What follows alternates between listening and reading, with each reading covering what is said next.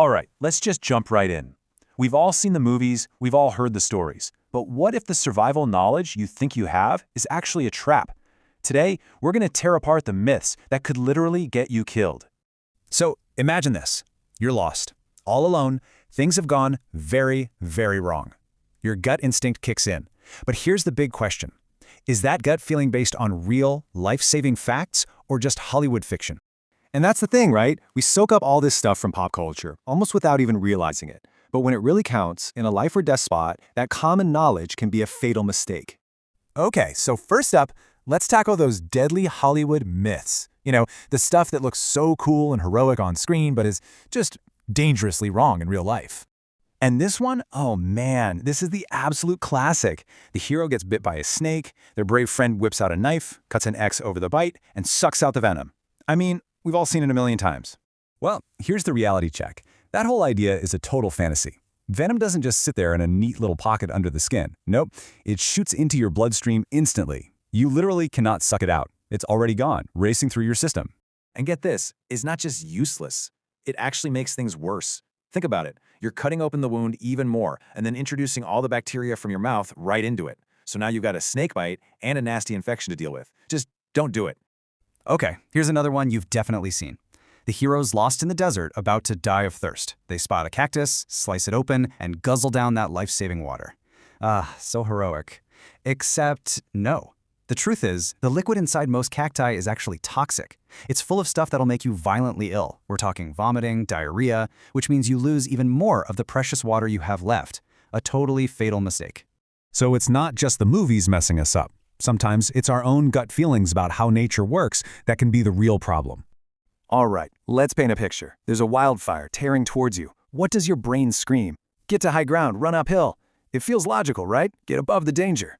But here's the terrifying truth about how fire works. Fire moves way faster uphill. Why? Simple physics. Heat rises. So the flames are preheating everything in their path above them. The grass, the bushes, all of it.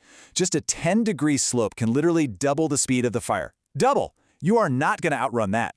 And here's another one where your brain is your own worst enemy. You're at the beach, and suddenly you're caught in a rip current, getting pulled out to sea. Everything inside you is yelling, swim! Swim back to shore! Fight it! But if you do that, you will lose. You'll just completely exhaust yourself for nothing. So what do?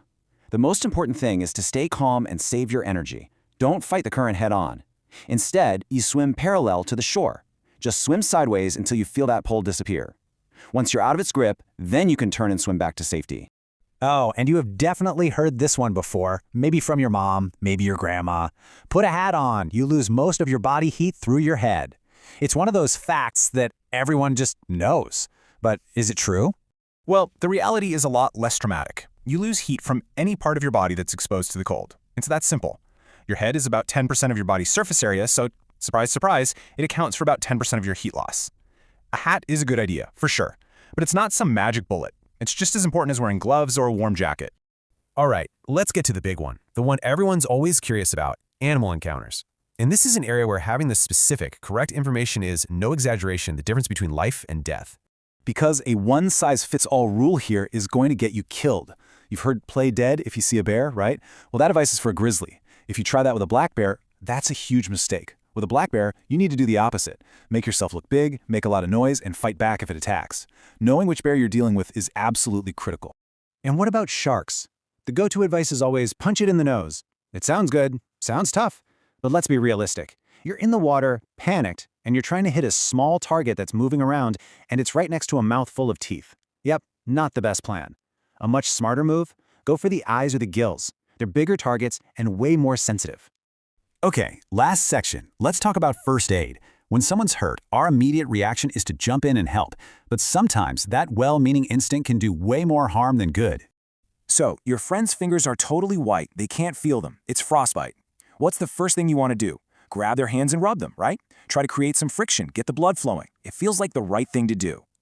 But that is actually an incredibly dangerous thing to do. See, with frostbite, you literally have tiny, sharp ice crystals that have formed inside your skin cells. When you start rubbing them, you're basically grinding those ice crystals around, like sandpaper, destroying the tissue from the inside.